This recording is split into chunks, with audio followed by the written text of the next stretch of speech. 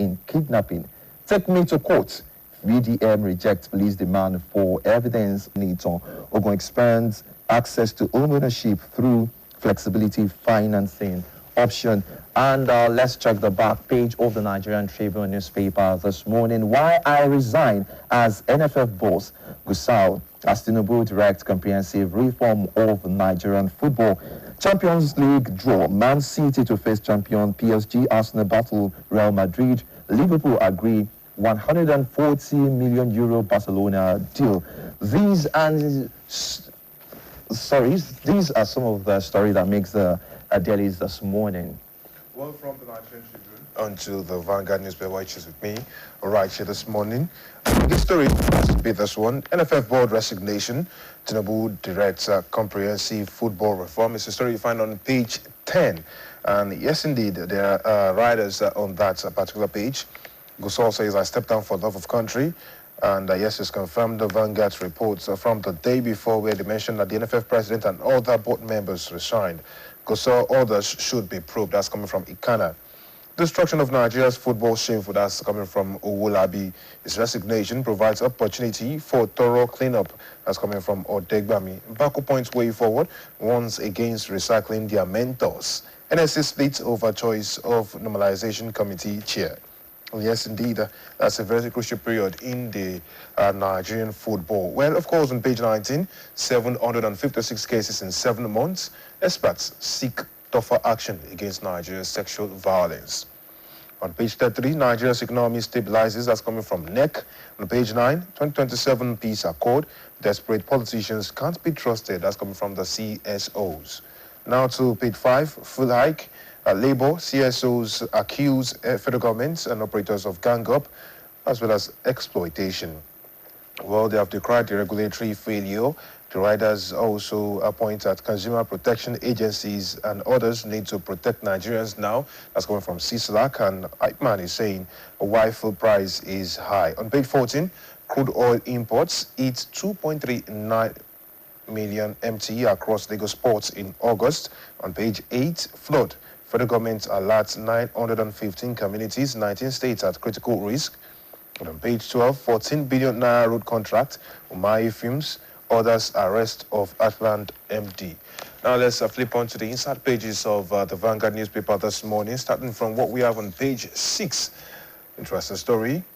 Terrorists flee, abandon hostage as troops foil ransom exchange. 163 freed war abductees reunite with families. Terrorist kills 4, shoots 7, abduct 4 in Sokoto. Court orders NDLEA to produce KC luxury. Also on that page, the NLC mourns as ascribed Ubuaja dies. It's a sad one. To page 7, 3 killed over 200 naira fare dispute in Lagos. CP of Lagos, 9th Brigade Commander, Tactical Squad, RRS visit scene. It's ugly scenes rather from the pictures that we have on the paper. Tinubu and governors agreed to cut transport costs with CNG as a target 1,000 refueling stations, 120,000 vehicle conversions on page 8. All right, we also have more right here. AGF seeks UN's protection, says B and Heidi case would have crippled Nigeria's economy. On page 9, lack of accountability for fuel subsidy removal not on us. That's coming from the NGF. $1 billion social fund.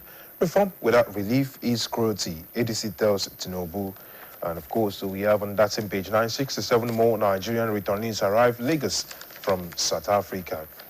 And the big one is right here from page 10, continuing on to page 11, the NFF board resignation.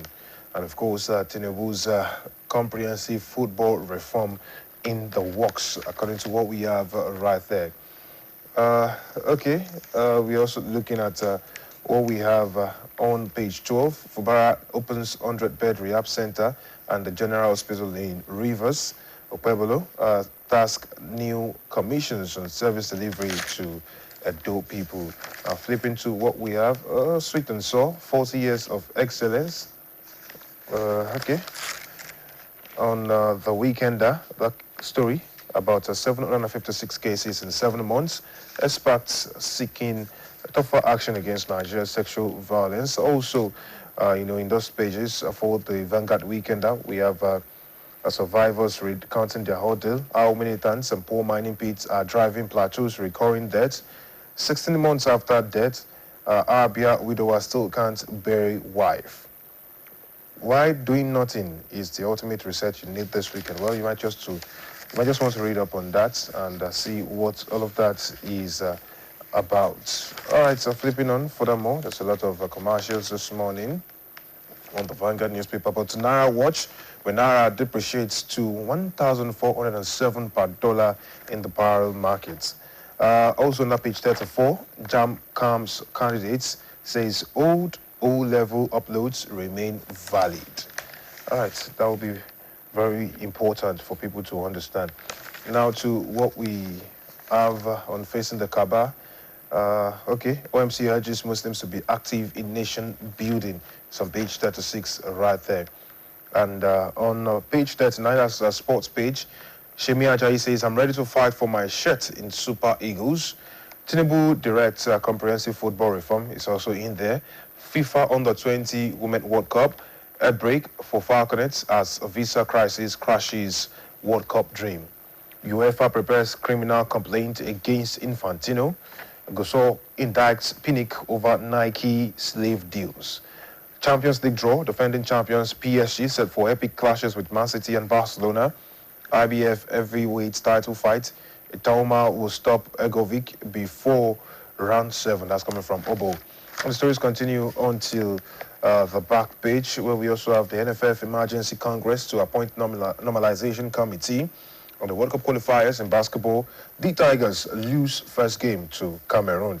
Well, there's a run of yesterday's results from the La Liga, the EFL Cup, where Chelsea won 2-0 against Luton Town, and Fulham won 3-0 against Wimbledon. Also, the Europa League qualification, where Nigeria actually helped its club progress into the next stage. We also have a run of today's games going down in the Premier League. It's Crystal Palace against Manchester City. We also have in the La Liga, the Bundesliga, where Bayern Munich will be opening affairs with Stuttgart, and in the Serie A, where AC Milan are up against Venezia, and in the League One, where it's Lille against Paris Saint-Germain. Well, that's as much as we can take on the newspaper review segment this morning. And yes, definitely, we are going on for the weather reports.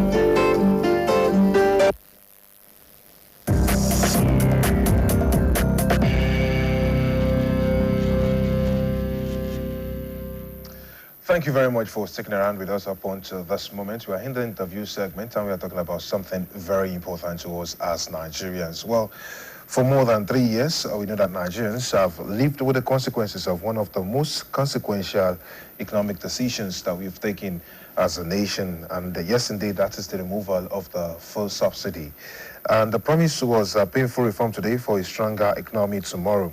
But 3 years on, there's a huge question that the Nigerian consumer is asking. Where is the relief? Where is the progression?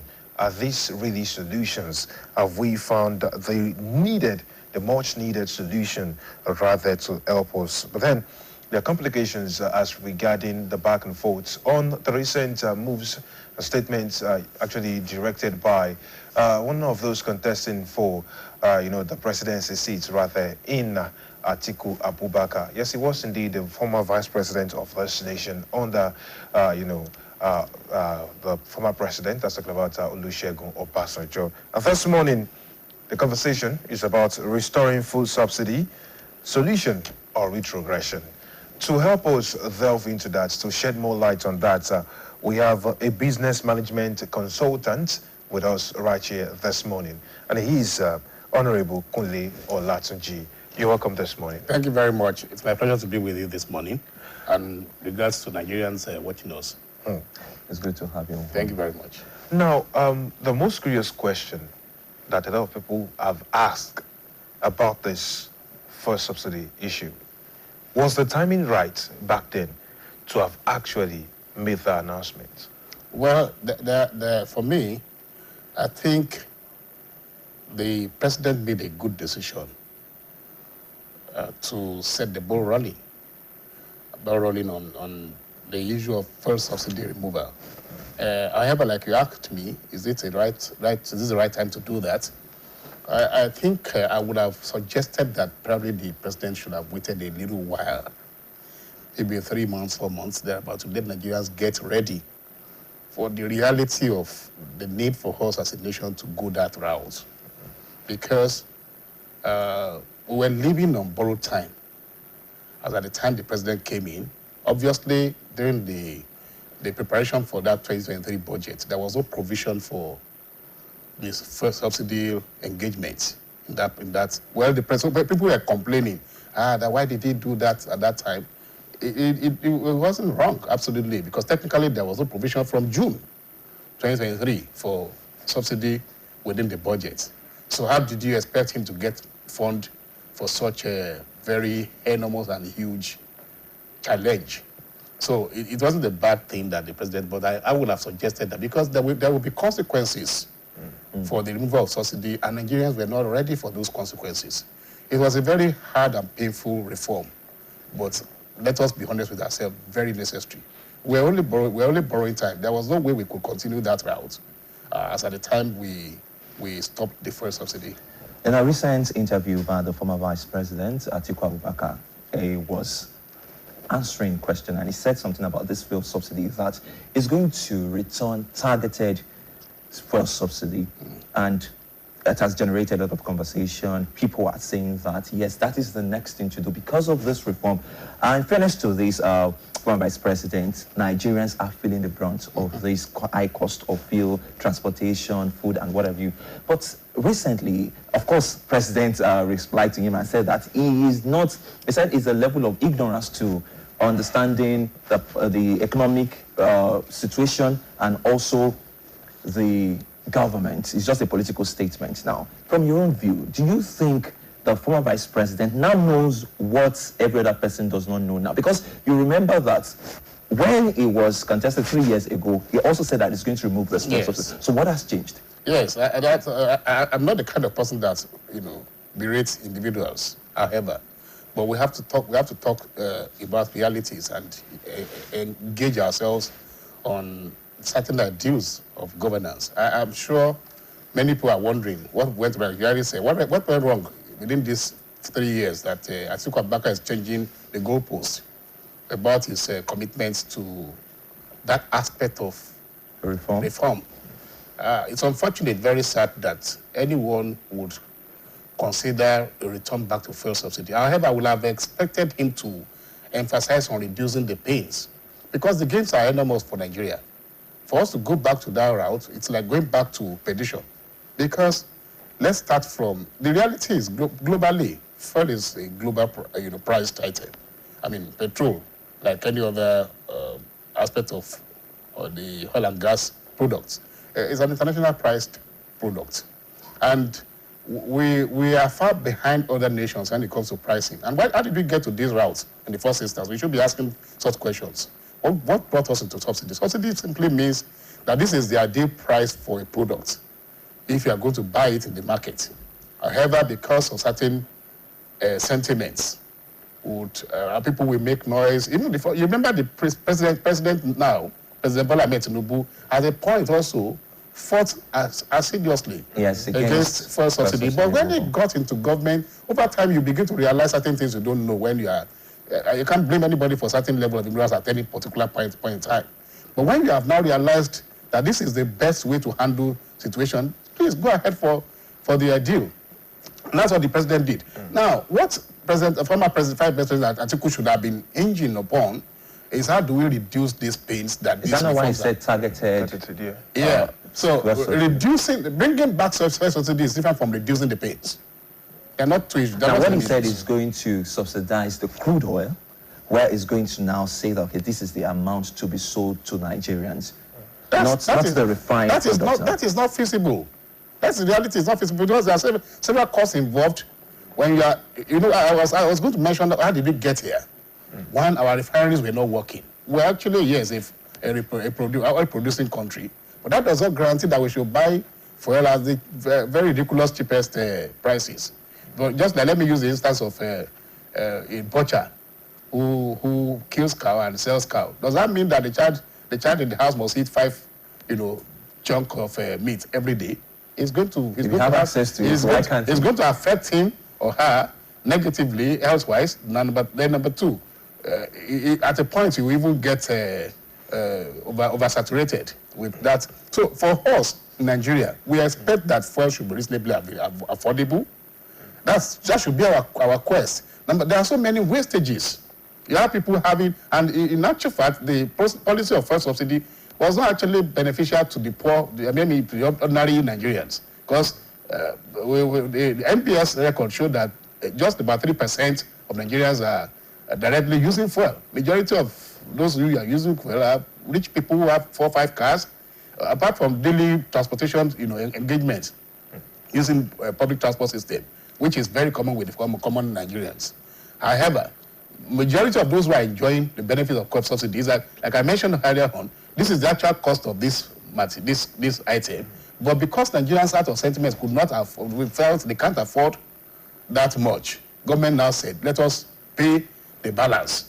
That's the meaning of fuel subsidy. And how do you pay the balance? They're taking from certain aspect of the economic costs, the budget, funds, available revenue, to now fund on behalf of the people. It's a social responsibility, no doubt, which is fine. Well, most times it's okay.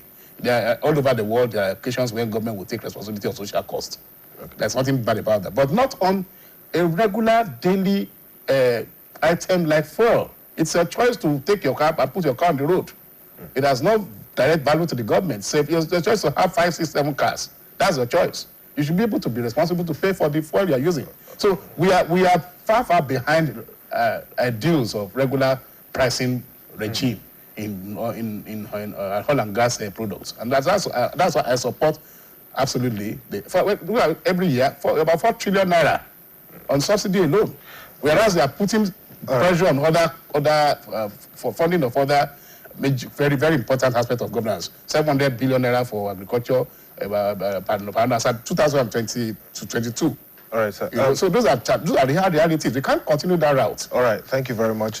All right, we're going to continue this conversation right after this commercial break. Excuse me, ma. This is your 100% Babes, are you sure you want to spend this much on hair? Since your landlord just increased rent, I saved for this one separately on money points. Ma, you say you save on money points? Yes. Then this Madam Money Points here, the array of Yadrea, there is target savings money points I used to have it. The rest of this my sub is this savings money points I used to do it. The salary of this my staff is save as you transact, son. Jennifer, Money Point save as you transact. Money Point fixed savings and Money Point target savings. What's up? Why did I tell my don't contribute to you? Why should they? Come on, oh, you go give your money to Hadaku to save. You see Money Point accounts there. You know, go open a savings account. Now Hadaku you shoot. I beg everybody inside this my saloon. Oh, yeah, bring out your phone and download the Money Point app now. Even you. What are you waiting for? Download the Money Point banking app now and start saving with the bank you can trust. Money Point, made for your progress. Hey, honey, we missed you. Grandma misses you too. Home is in the moments we share. That was a great idea. With a blend of selected herbs and spices, Onga brings home even more taste and aroma to your favorite dishes.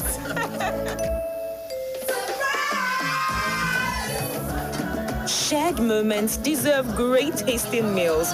Enjoy the taste of home with Onga chicken and beef flavor.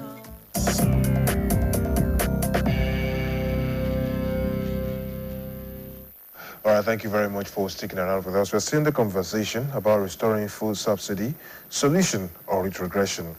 And I was going to ask our guest, who is Honorable Kunle Olatunji, a business management consultant. You've mentioned Atiku.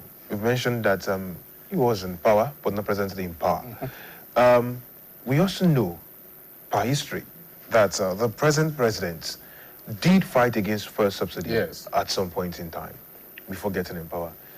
Is this politics against economic reality? Because we look at the statements each of them have made while not in power as politicians, either looking towards a position or not. We've seen the former vice president now, Atiku Abubakar. He was in power. He knew what was going there. He knew how expensive it was to actually, have that full subsidy. But then he has come again at this point in time to go back on something he made 3 years ago. It's unfortunate that most of our leaders play politics with almost every issue of life, and that is the very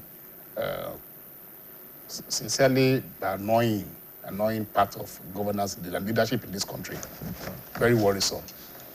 He was at that level as a vice president. I expected he ought to know much better, and the emphasis, like I said, should not be on do we go back on this policy? How do we mitigate against the pains?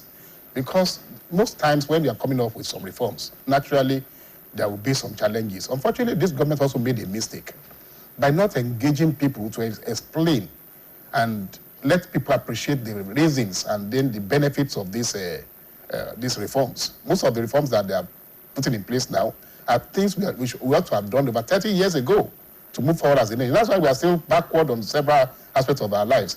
Education is affected, social infrastructures are affected, health affected because we don't have proper planning and proper budgeting. So Mr. Vice President, former Vice President Atiku, was not actually being realistic about his statement as regards let's bring back that regime of fuel subsidy, which he promised Nigerians. I think Nigerians should be careful when they hear such comments from our leaders. What I think should be done is that realistically, like I mentioned, the removal of fuel subsidy will affect transportation costs. Obviously, it will affect other household goods that are consumed regularly by Nigerians. It will affect the way we used to live our lives will be totally affected.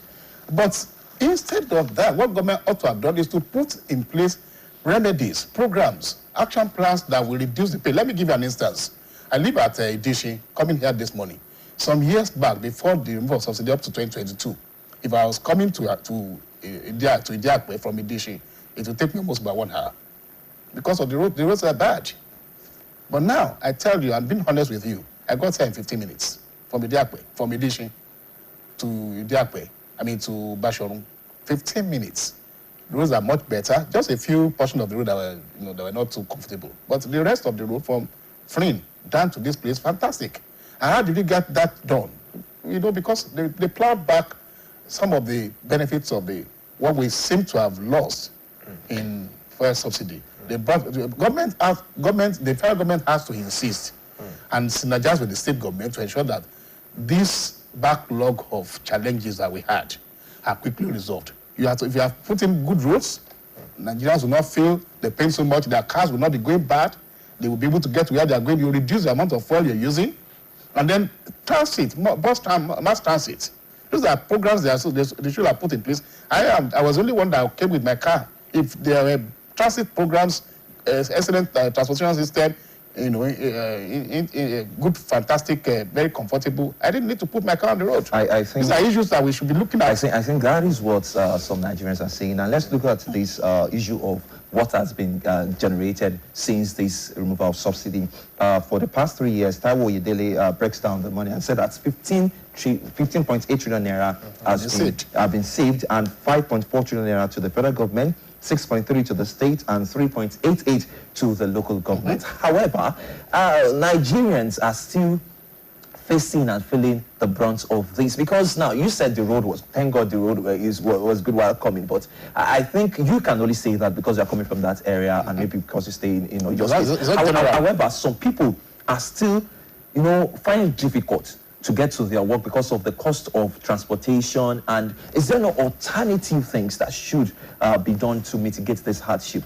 Since 3 years now. The first thing that should be proud to us as a people is to ask our leaders, how are you allocating these resources that accrued from what we have saved from?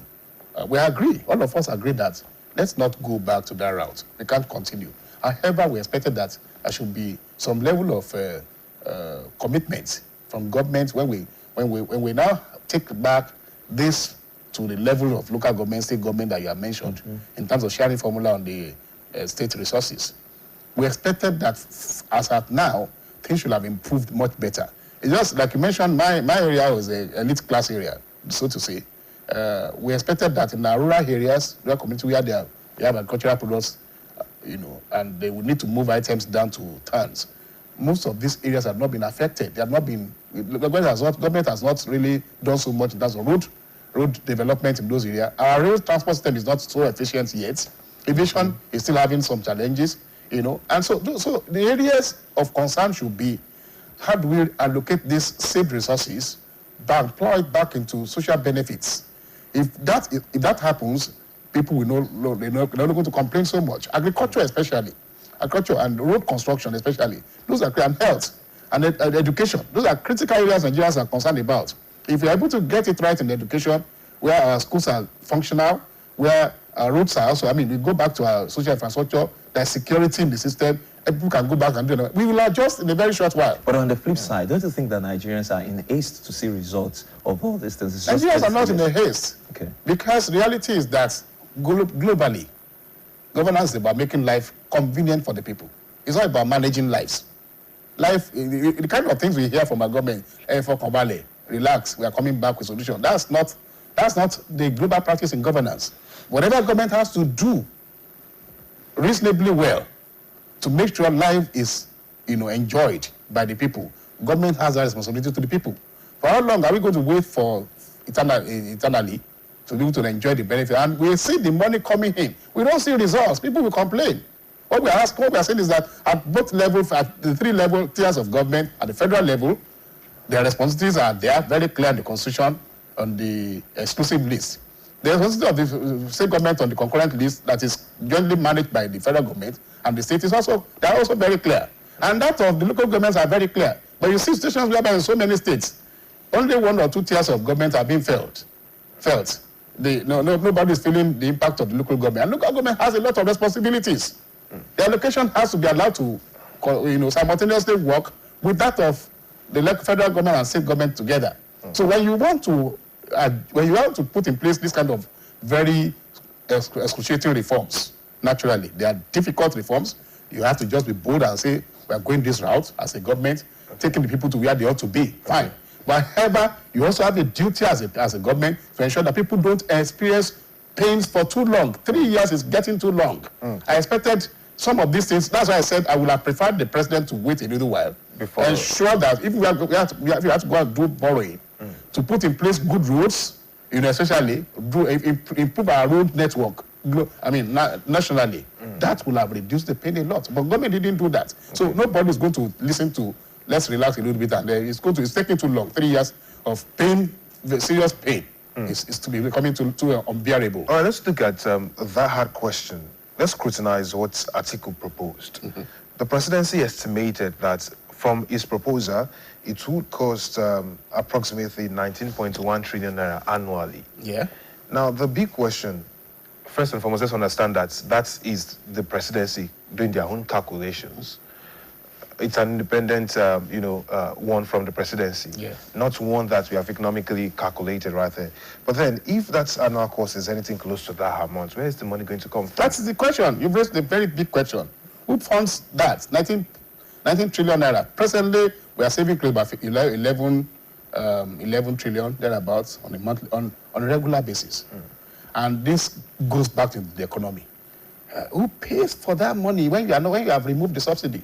You see, what they should have been working assiduously about is to ensure that our refineries are working. And that's good. We have articles, Dangote refinery on board now. We have another one coming up very soon. And they're also working on the NNPC refineries. If we have that, it doesn't mean that fuel will become 150 naira. Why? Should we even be talking about subsidies since we are oil producing? Yeah, that's why I said the fact that you are an oil producing country does not necessarily translate that you must buy fuel at a very cheap, unrealistic, amounts. You see, there are several dangers in your fuel being that cheap. You'll be encouraging, illegal operations in terms of bunkering. People will be taking that fuel. And that was what was happening. When we were buying fuel at 180 naira or thereabout, the actual price at that time was about 250 naira globally, thereabout in conversion. And so people will come from the Benin Republic, Ghana, Cameroon. They come and take our oil that was cheap, our petrol that was very cheap. So you are encouraging illicit operations and that. And so Nigerians are the one paying for those people over there. Does it make any sense? So we didn't know we were paying. We were paying for them. We're paying for people who are buying our cheap fuel because we are selling our cheap. People are doing bunkering, they are doing illicit operations. Those are the problems that this first subsidy removal has solved. So you were paying for Ghanaians, you are paying for Cameroonians, you are paying for using your fuel. So those are the problems, and you can't eliminate such things if you go back to that regime. You are bringing back that same old approach to your government, to your economy. You are destroying the economy. Curious question now. What exactly will be the price for Nigerians to actually get cheaper petrol? Because ever since that first subsidy removal, we've had the skyrocketing of fuel prices at the pump. Yes. And the present is about 1,200. I don't know. 1,250. Some places 1,110, some places. So, we have had disparity in prices from year to year. And do I shock you? Even at the price they are buying fuel now, Nigeria fuel is still one of the cheapest globally. And that at the current price. People should go and check global prices. In UK today, should they be looking at global prices with our peculiarity as a nation? So if you are going to reduce the cost, the amount people are buying, that means you are going to subsidize it. And we are saying no to subsidy. We don't have that kind of capacity. We are deceiving ourselves. We're not a very rich nation that can subsidize fuel that much. We're a growing economy. We're not a very developed economy. We can't afford to go the route of subsidizing everything. Already you are giving subsidy to fertilizer. Even don't forget we were subsidizing our forex before. How many things are we going to subsidize? So these are not, we can't sustain it. So what we should do, Nigeria should begin to cut their costs according to their size. Is that the cost that will get us better petrol prices? No, our refineries will be working. If we get our refineries working, the price can come down a little because you are going to be eliminating cost of insurance, cost of importation, because you are producing locally now. Your transportation, distribution costs will be reduced because you are going to add the cost of freight to your cost when you are bringing in an imported item.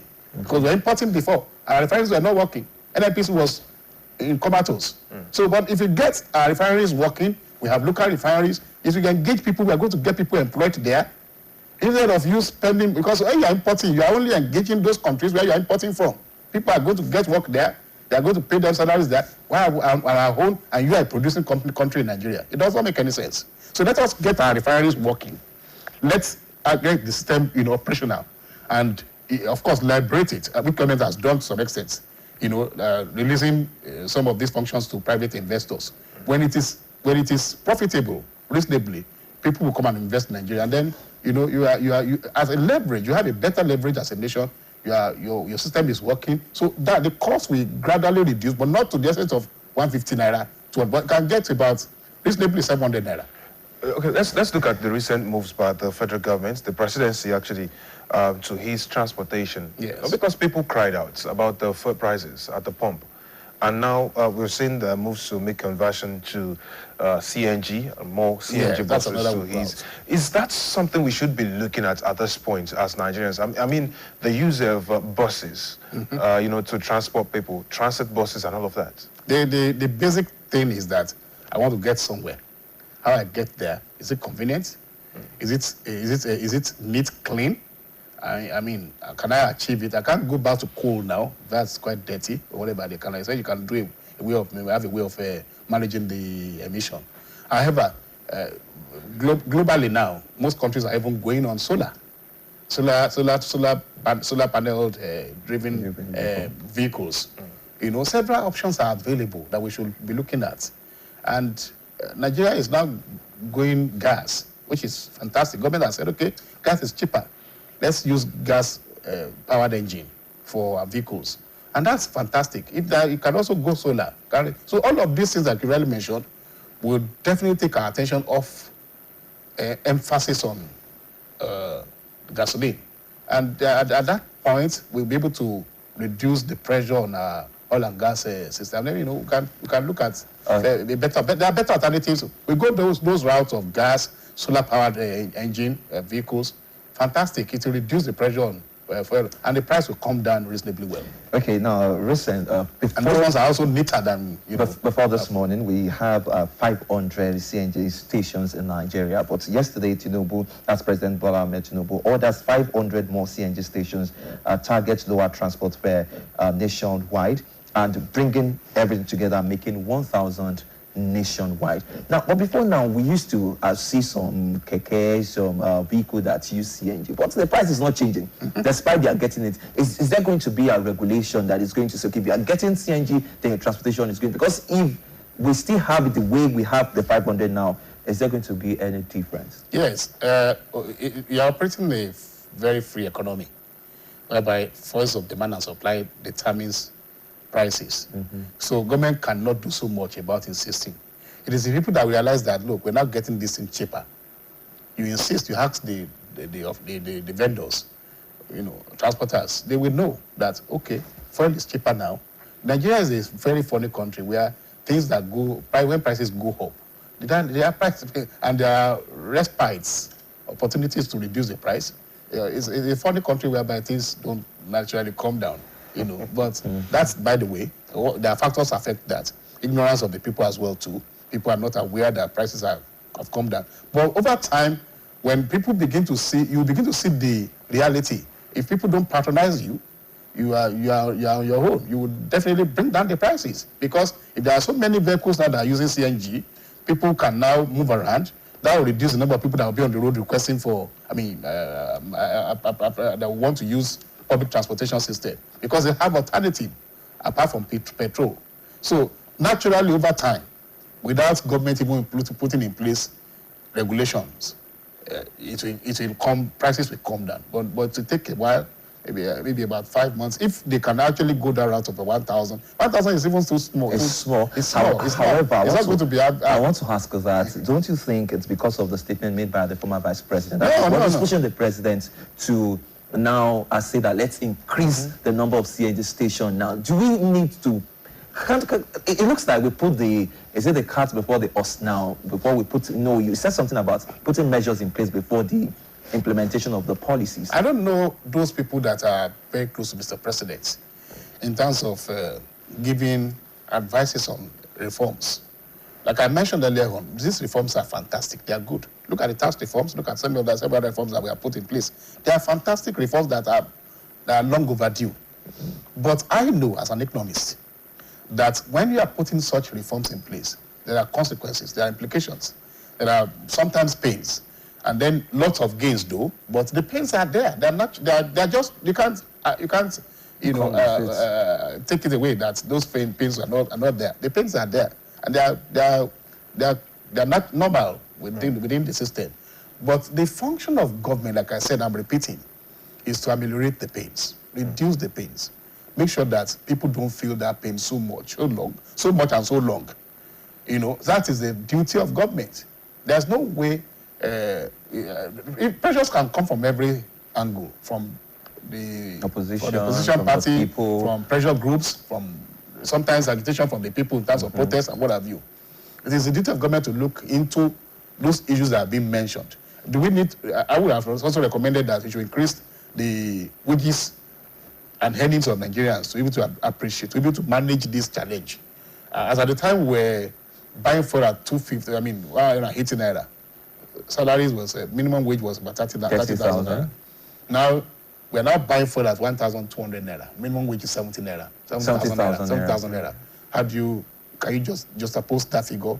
It does not. However, can the government afford to pay more than 100,000 naira? More than 70,000 naira? I think government can afford to do it.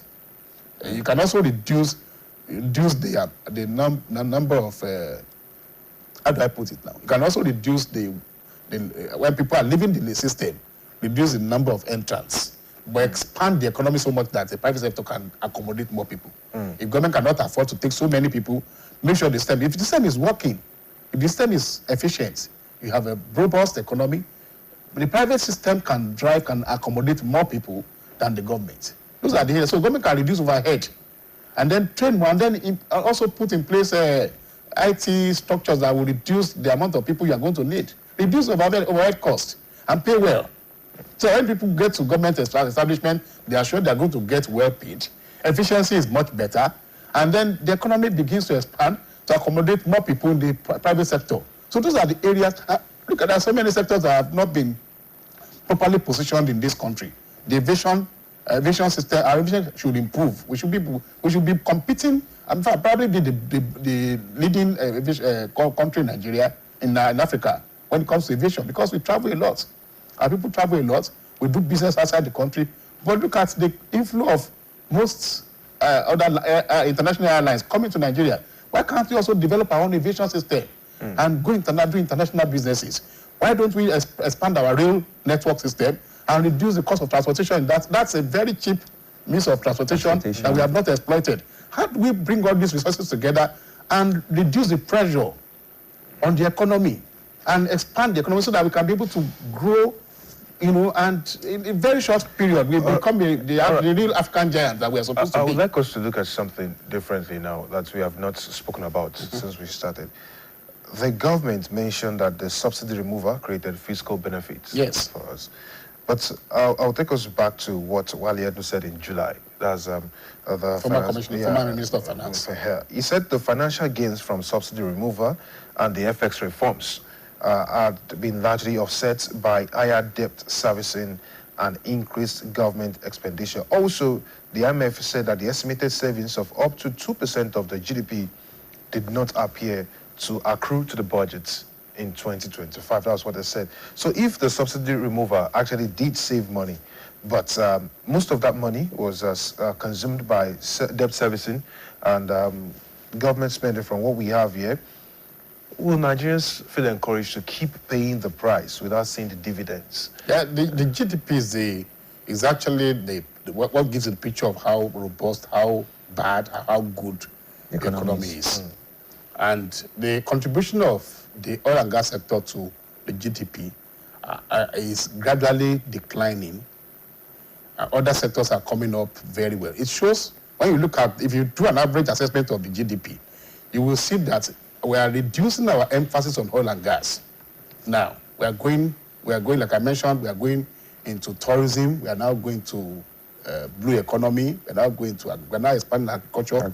And, our service industry is also getting better. However, there is still much to be done on the economy. A lot. This government has, to me, for the first time I can say, I'm not a great fan of this this system so much. But I can see that, let us face reality, we are making progress. We're not retrogressing. But the problem is that this government is far from the people. It's far from the people. They are leading in darkness. They're not engaging Nigerians to appreciate where we are. Nobody is making what Wale mentioned in terms of talking about borrowing vis-a-vis our revenue reserve. It's a reality. But there's really nothing bad about borrowing. If you are plowing it back into a system that will give back to the economy, that your return on investment is important. If you are using borrowing to pay salaries, that doesn't make any sense. If you are using to do capital projects, it's quite sensible, because those capital projects will expand the economy. Your roads are better now, your vision is working, your education system is improved, health is improved. Remember some years back, I remember very well, in the 80s, they come from Saudi Arabia, several other countries, to come and enjoy our health services in UCH Air. How did it get back to the patient? Now people, we do a lot of tourism. Now, export of our health services. Now, people go out to go and take medical vacation or take medical engagements outside Nigeria. It was a reverse back of what was happening in the 80s. So I think what this government is trying to do is to see how they can revamp the economy and touch almost every sector. And that is fantastic. But the effect on the people is what we are saying now. And government is not identifying key areas where Nigerians are complaining. And that's in the aspect of food, availability of food. Nigerians are not used to hunger. We don't like it. Personally, I don't like hunger myself too. I mean, it's already, if not because of this program, that this I will have taken my breakfast.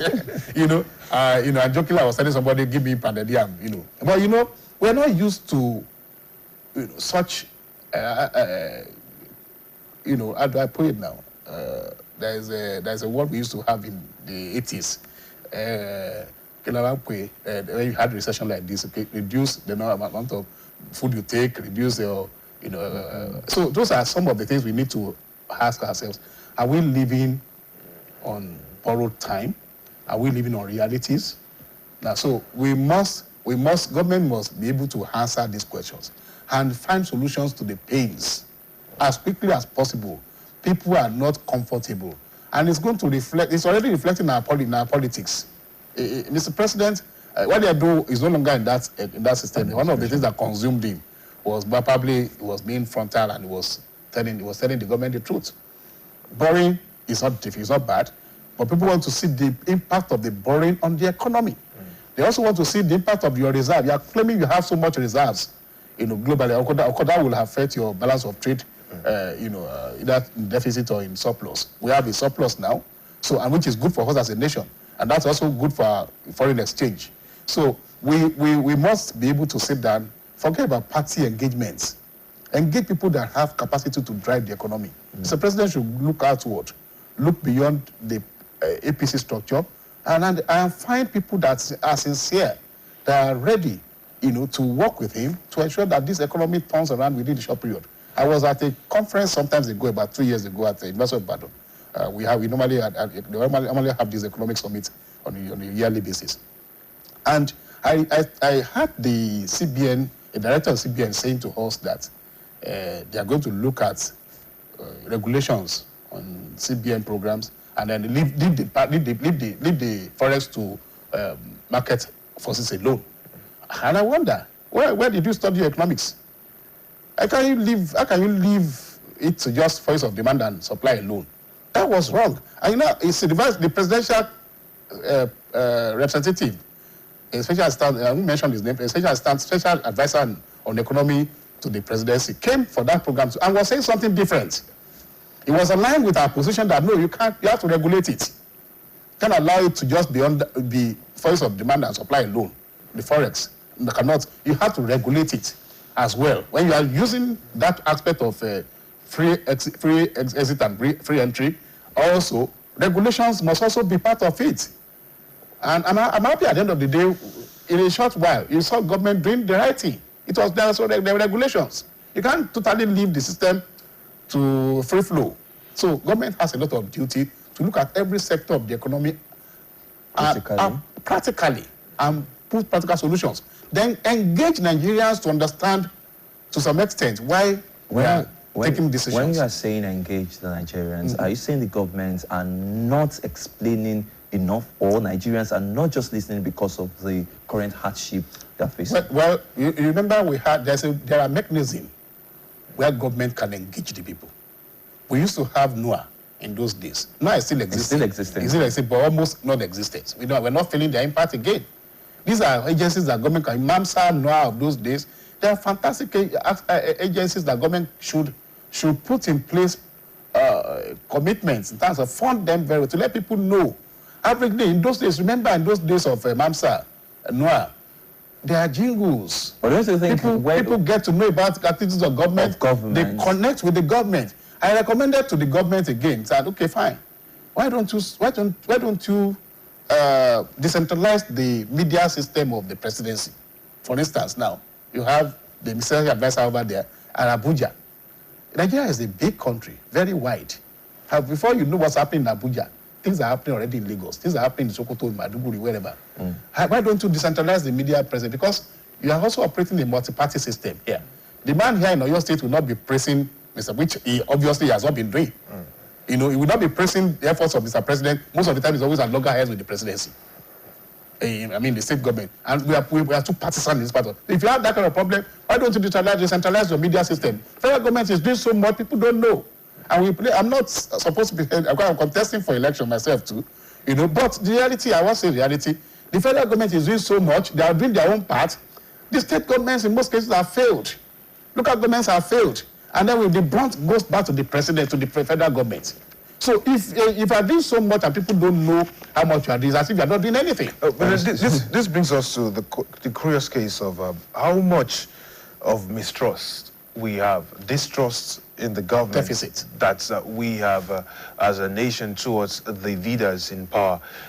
Well, some people say it's a back and forth. First and foremost, they see some of the things that, you know, sometimes we see from the people in power. And then sometimes it's because the people who are citizens of the country barely see some of this effort. Take, for example, this subsidy removal, you know, that we're talking about. Back then, a lot of people were against it, not because they didn't think it would favor them, but they felt it was just on paper. They felt that, well, it is these people who are keeping the monies in their pockets. They're going to be taking charge of that, while the people who are supposed to be benefiting from it will be downtrodden. Yes. When you are leading the people and you're asking them to are constraining them, you are getting them to bear the pains and manage and you know, just take it easy, don't worry, we are coming with solution. And you are living in opulence. People could see the lifestyle of the system, the leaders. So many cars following them, you know, all over. You can see opulence, you can see living large. Yeah, I wanted to use the word austerity. Go austere. Reduce the cost of living. You know, come down a little bit. Don't be too flamboyant. But you see, the people that are leading you has been very flamboyant, traveling to America, sending their children to UK, all over the place, enjoying tourism and all sorts of things. And you see, and here you have Nigerians wallowing in pains, experiencing excruciating pains in terms of, because for a household now to survive and eat 3 square meals in a day comfortably. My family of a wife and husband and 3-4 children, if your income is not to 500,000 naira a month, there's no way you can cope. It is that bad. And how many people are earning that much? So there are several ways government can reduce this. And you see a lot of things happening. You don't see empathy from those who are leading us. That's the reality. You don't see it. They seem to be totally out of tune with realities, that people are really suffering. And that is a great concern. That, look, we are not saying don't enjoy your own benefit as leaders, but at least give us our own. Let us enjoy our own. That is our own share. That's what people are asking for. So there's nothing bad about Nigerians crying foul.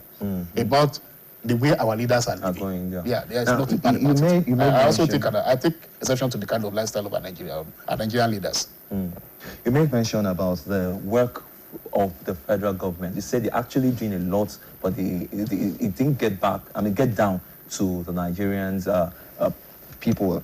However, there's this issue of salary that you mentioned, that it should be increased from 70,000 naira. But to the news here, there are some states that are still yet unable to pay the 70,000 naira. Don't forget that. The rollout of the money, I think last month is 33 trillion naira, which was shared among the three states. The 3 tiers of government. And in the news today, we have government reject blame. Governors reject blame over accountability for fuel subsidy removal proceeds.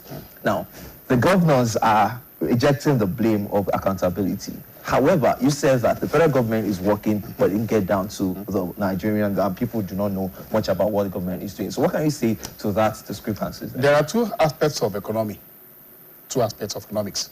You have the macroeconomics, you have the microeconomics. Macroeconomics is about policy formulation and policy implementation. Really, government will design policies at the macro level, your fiscal policies and your physical policies. Those are areas, social policies, all of these things are responsible. And those will transform into the macro system, microsystem. The macro system actually, at that level of the macro level of policy formulation and design, both, let me say the 3 tiers are involved, but largely the national government, federal government, and the states are involved at that level. They formulate policies that will translate into the minor, very little aspects of economy. However, when it comes to micro level, that is where the action actually is. And that is where the system, the government as well, majorly the state government and the local government, in conjunction with the private sector, are active players. Yes, at that level too, the national government, federal government is also playing the part of regulation and ensuring that things are working. And the fuel spending as well too. Several spending, of course. But in our own case, Nigeria, most of the spending of government is at the macro level is with the federal government. So we have to see how we can reduce government engagement in terms of what will drive the economy so much and place emphasis on the micro level as well. So at that micro level, that's where the problem is. So people should, if the environment is robust and the environment is good enough for people to do business, the micro level will now attract investment and will grow the economy. People would have reprieve. They will have some level of satisfaction about in terms of standard of living. Now, we are not able to manage our micro system very well in this country. It is horrible. Business, to thrive in business, you can't even get bank loan. Facilities are not available as much as expected. Graduates are coming out of school, no preparation. You don't even prepare them for the outcome of their engagements. You don't have plans for them to be engaged when they leave the system. If you graduate, I'm into business now, for instance. I retired at the age of 50. I just retired. I said I'm done with salary engagement. And I tell you that what I've achieved in the last 5 years, 8 years now, so to say, as private sector-driven person, is much in terms of is quadruple what I used almost 25 years to enjoy. People should know that the place where money actually is in private sector. That's where the real money is. Right. Let's expand our private sector system and enlarge the opportunities there, and life will be much better. All right, now, so on a final note on this conversation around restoring the fuel subsidy, whether it's a solution or retrogression, please give us what you think the people should know, what the government should know as we actually wrap up with you this morning. Quick one. First, government has to decentralize the information system, especially federal government. Have a zonal, I recommended have zonal senior special assistants, which is 6 zones, 1 per zone. Then have under them, per state, a special assistant who would go around, do this kind of education that we are doing now, let people know that government is doing their own part. The state government too also would also, at that time you put them on their toes. When they know that people are informed, they know what their expectations are. So people have to relax. And Nigerians should know agitation is good, but engaging the government is more important. Engage the government with hard realities. Have groups, pressure groups that would reiterate our position to government that these are our expectations on education, these are our expectations on agriculture, these are things. Then also develop system that can also engage the government to plow back directly into the system. Rather than giving all this money, they are taking money from us from subsidy. They are giving it to governors. Governors are not doing they are not doing their own part. Because it's sad. And they also have misplaced priorities. How do you want to explain to me that the next agenda on the state of on the government on a government, with all due respect, I don't criticize government, I don't criticize people. But our government, the next thing is we want to spend so much money on refurbishing government house, doing all sorts of things. Those are not, you can plow back money into the real sector. Yes, you could say that that's a real sector in terms of, not only this one, you remember Mr. President said that state governments are doing flyovers where they are not necessary. So governments should please prioritize their activities that would have direct impact on the people, especially in terms of food availability, in terms of transportation, education. Nigerians are not asking for too much, and government can afford to do all these things. Why people that are hungry, they will fight back. Thank you very much. There we've been speaking with Honorable Kunle Olatunji, the business management consultant. Thank you so much for lending your voice to the discussion. You don't want me to add that I'm contesting for governorship of this morning. We'll be taking a break now. The conversations they continues, and we're still looking at restoring fuel subsidy solution or retrogression. Of course, we'll be looking at the economic aspect of this conversation. After this break, we'll be right back.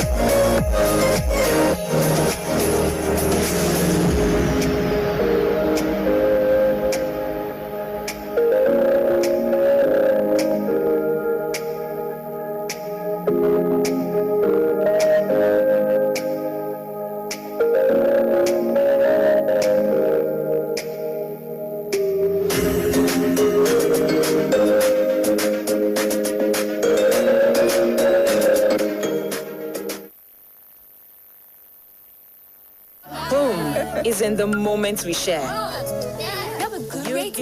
With a blend of selected herbs and spices, Onga brings home even more taste and aroma to your favorite dishes.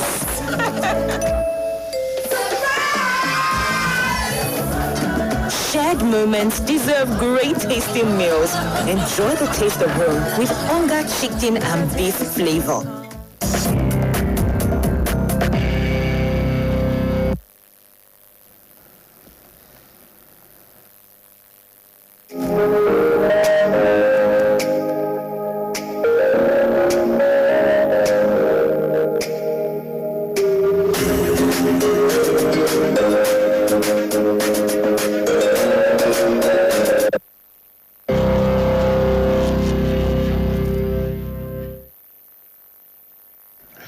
Thank you very much for sticking with us right here on the conversation this morning. Well, the conversation continues with our second guest. It is still restoring fuel subsidy solution or retrogression. And our second guest is none other than Elder Sanjo Akamu, who is a finance analyst. You're welcome this morning. Good morning. Thank you very much. Good morning, sir. Good morning. All right. Well, here we have the conversation still flowing.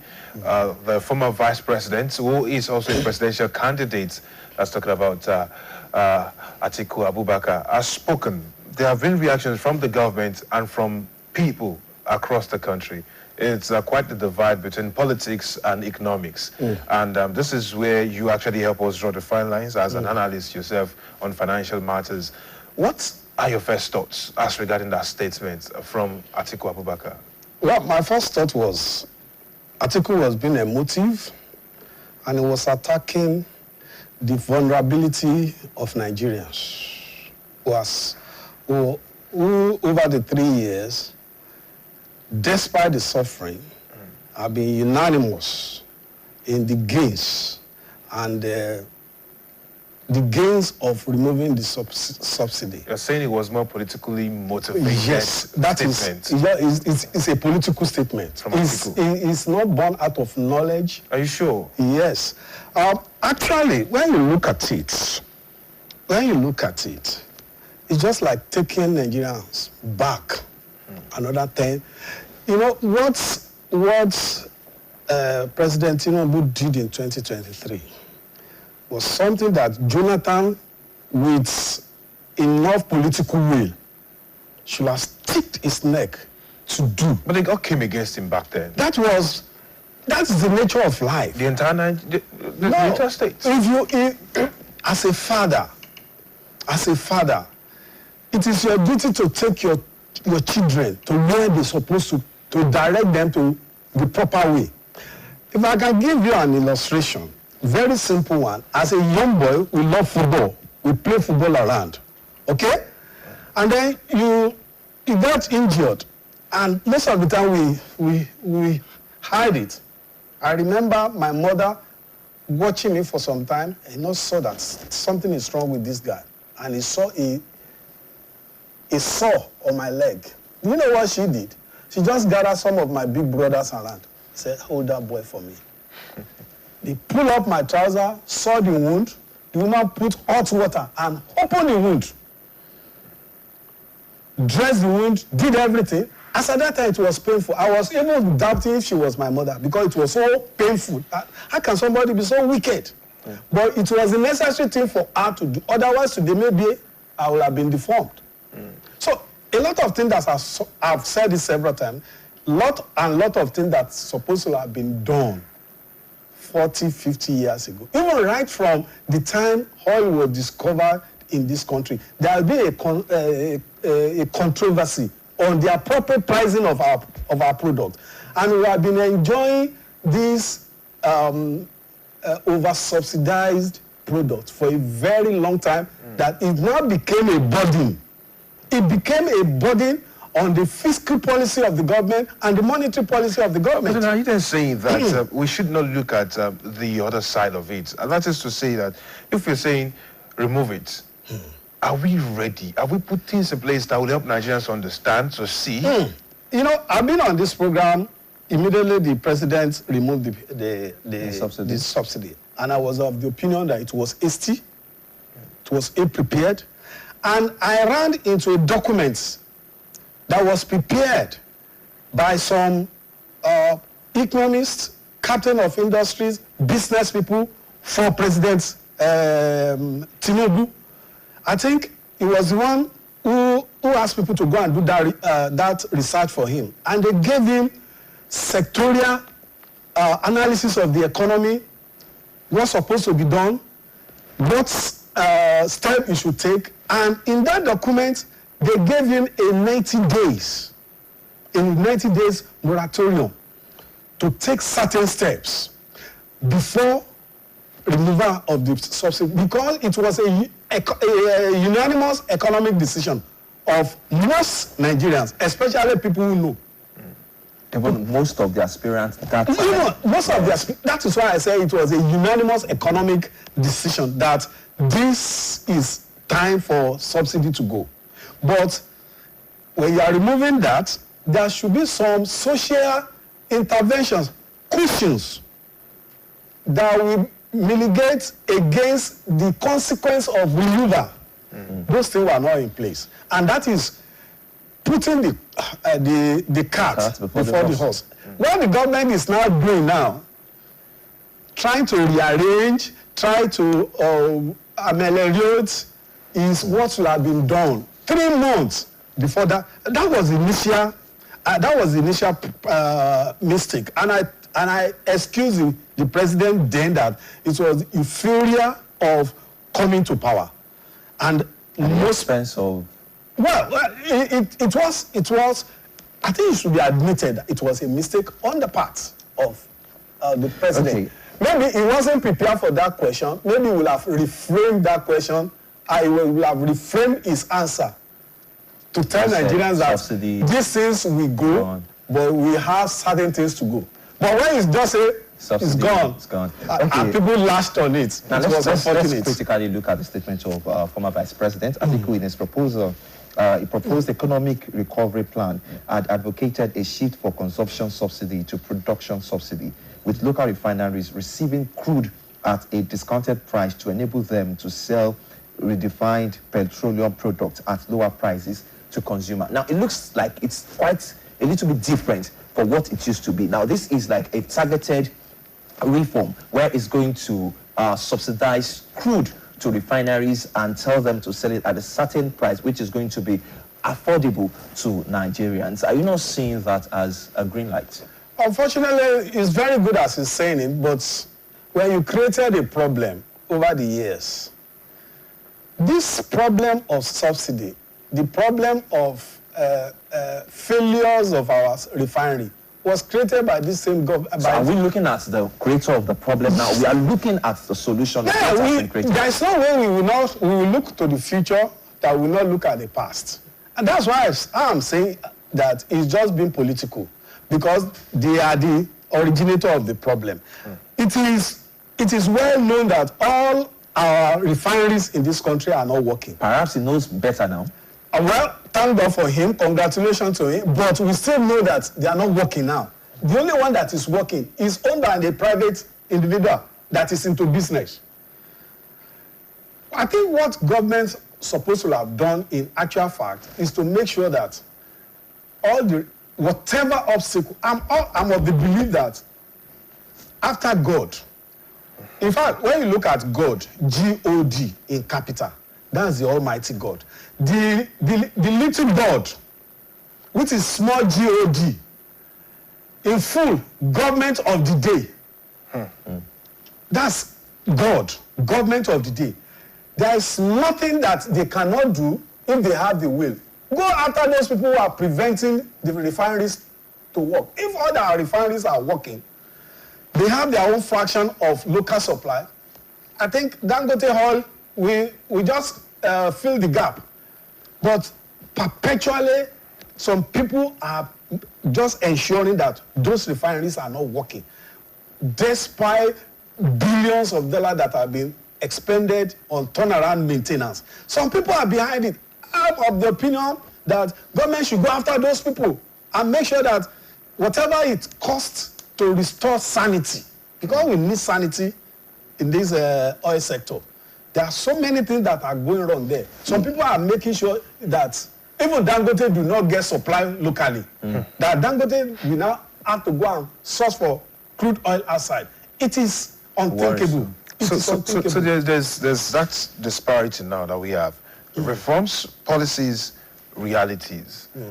Where do we actually make sure that all those things work? Because it's tiring, as we have so often seen, that the government will come up with policies. They will talk about reforms. They will say this will be done, and then set up projects, committees, and all of that. But at the end of the day, the execution is somehow, it has calyx. So where do we actually, draw the lines and say enough is enough? Where do we actually say this is who we are holding accountable? Who comes out and say, I accept responsibility for the execution, the activation of this process? Well, that is exactly what they call Nigerian factor. Nigerian factor. That is what we have, what is in place there. When some people will deliberately want to sabotage every good effort of government, right from within the government itself to other people. And I've always said that the Nigerian problem is a problem of dubious, unrighteous professionals, elites, and business people, and even unpatriotic civil servants. That's for a country where we sing the national anthem, start with opening prayer in every gathering. Don't you see, when people want to hold meeting where they are going to appropriate Nigerian money to themselves, don't you see them praying in all the religious sects in the country?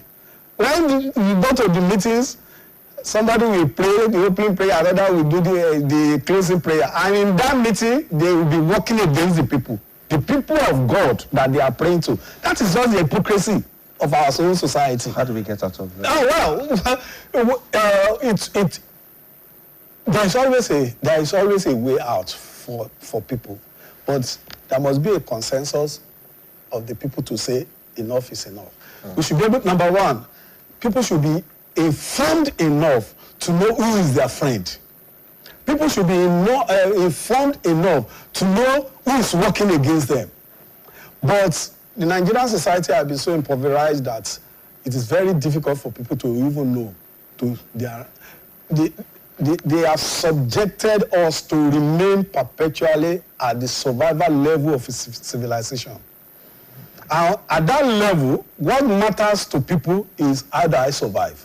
So, the people who tried to take us out of that level, people like Awolowo, who gave free education at all levels, developed critical minds, but over the time, when anti-progress, they took over, all those gains have been reversed.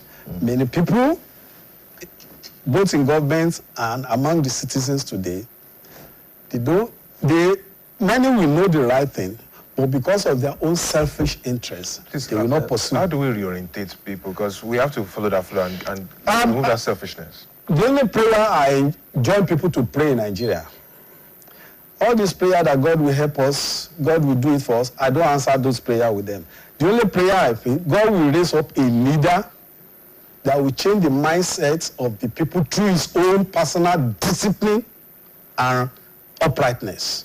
We have seen the example of a country like Singapore and a country in Africa like Rwanda, where leadership took the lead in changing the mindset of the people and giving leadership. It may be painful, like it was with Singapore. Look, when you ruled there for 30 years with iron hand, it wasn't easy. Look at what Kagame is doing over there. Some people there are not smiling. The same thing that God will answer Nigerians' prayer, that will give us a leader that knows the right thing, a leader that is righteous, that is disciplined, and has the will to do the right thing for the Nigerian people. Nigeria is potentially a great nation. Let's look at this, what's it called now? 3 years down the line, 15.8 trillion naira has been saved. And Nigerians are still not enjoying, despite what they have to give up to save this money. As a financial expert, do you think it's too hasty to be expecting a change financially, the purchasing power of Nigerians, or it should have been felt by Nigerians? Well, let me quickly explain. There are two branches of economics, the macro and the micro.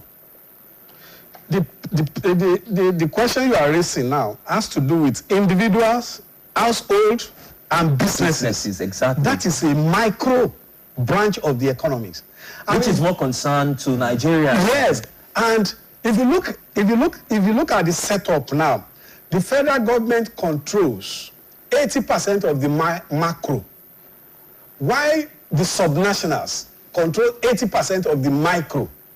And from the analysis Taiwo Edele gave on the savings of subsidy, yes, 15 trillion, 60% of it has gone to the subnationals.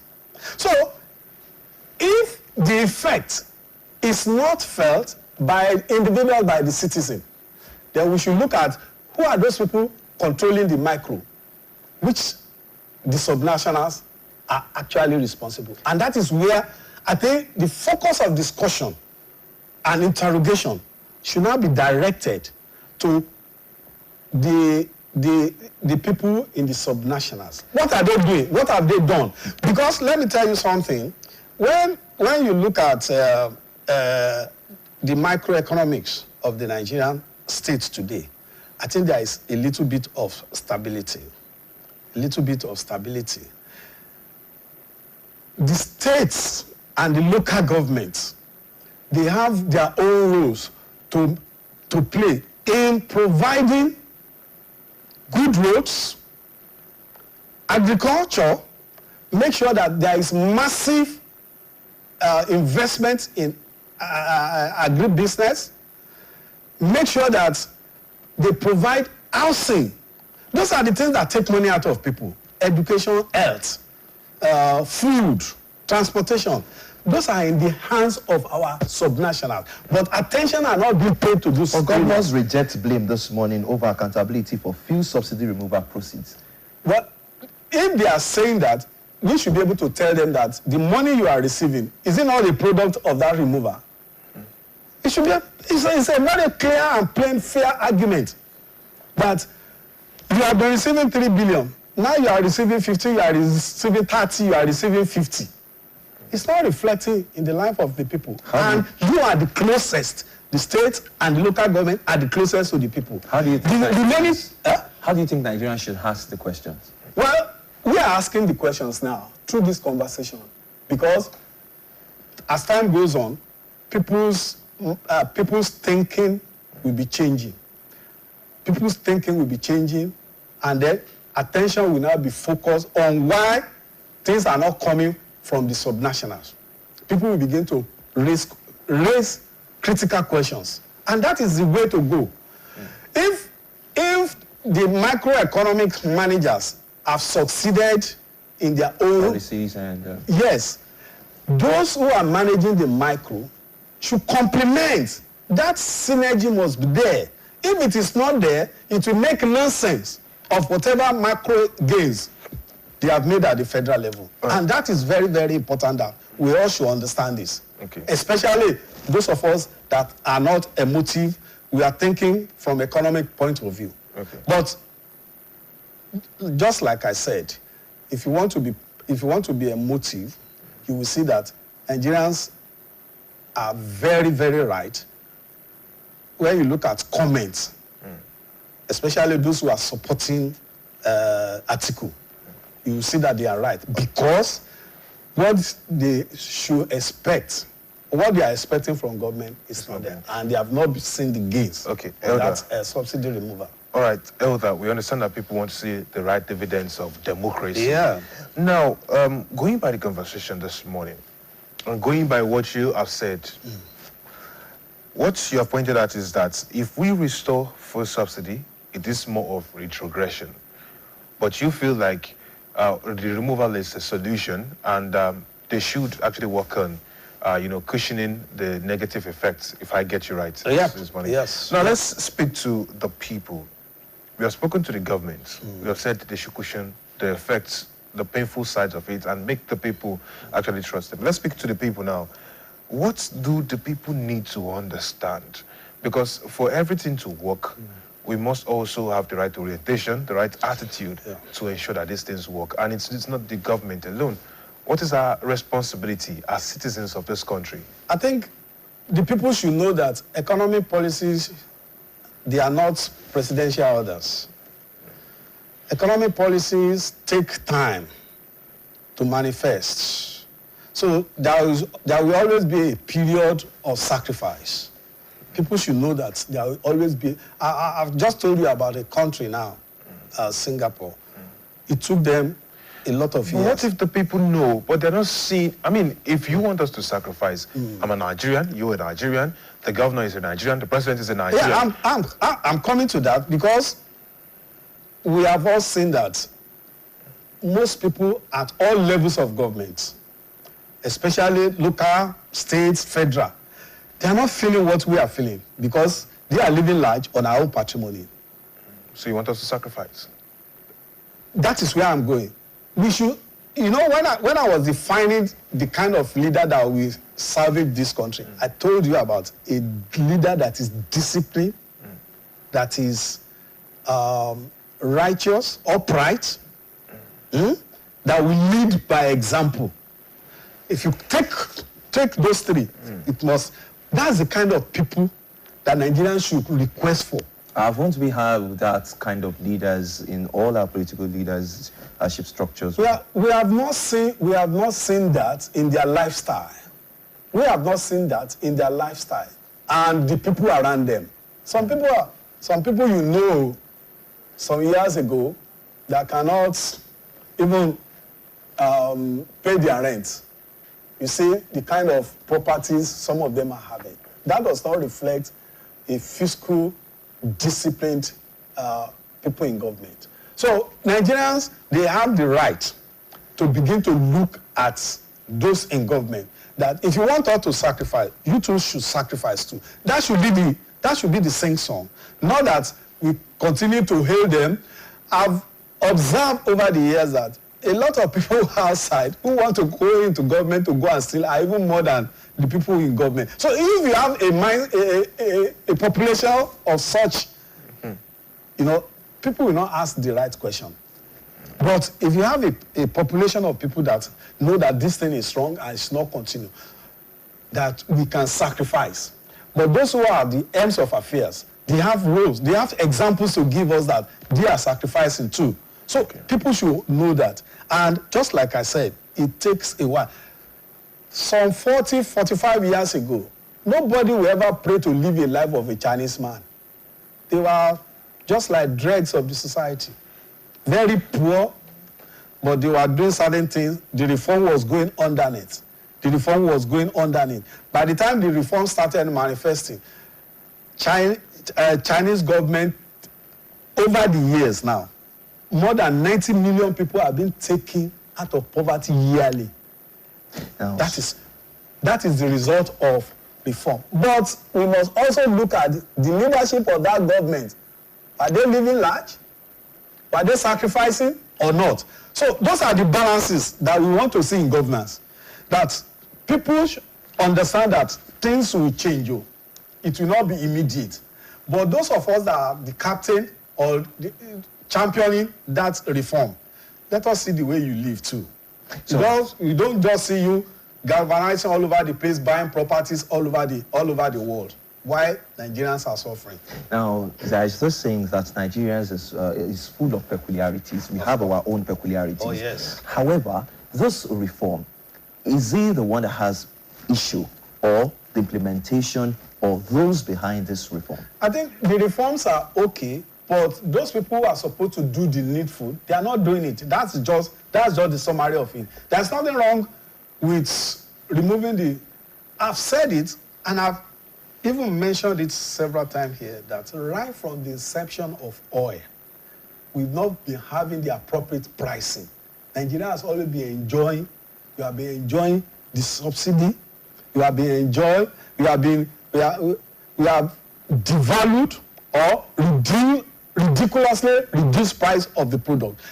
The price that's supposed to have been invested in critical infrastructure.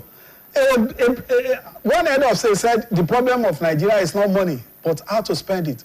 Whereas we have seen examples of other nations who are making money through oil, but they are investing it for the future. But ordinary Nigerians are even saying that before the removal of subsidy, there is no infrastructure. The advent of the subsidy, there is no infrastructure. It's not better to go back to infrastructure. Then I know that, okay, I can easily spend the little income I have to buy fuel at certain affordable price. It would be wrong to say that there are no infrastructure. A lot of government spending these days is reflecting, at least during the Buhari government. We saw Ibadan-Lagos railway. We saw that of Abuja. In the state here, a new road has come out from Iseyin to Ibadan. Another one from Iseyin to Ogbomoso. Those are infrastructure. But there are other critical infrastructure that are still being left behind. We still have that huge gap, but priorities are not being paid to them. That is just the main problem. All right. The priorities of government should be on critical infrastructure. Let us take a look at it. Federal government does not hold land. The 1978 Land Act vested authority on state government. So what's stopping state government from investing in agriculture? Massive investment. Gone are the days where people do, what is it called? All this small scale farming. There should be enough access to credit, to mechanized farming that will increase production. And a lot of things are still not being done. All right. Equipment are not being purchased for farmers. You still want people to rely on hoes and cutlasses. All right. That will not. All right, Elder, I would like, as we draw the curtains this morning, please quickly, in 30 seconds, give us your pattern shots on the conversation around restoring fuel subsidy, solution, or retrogression.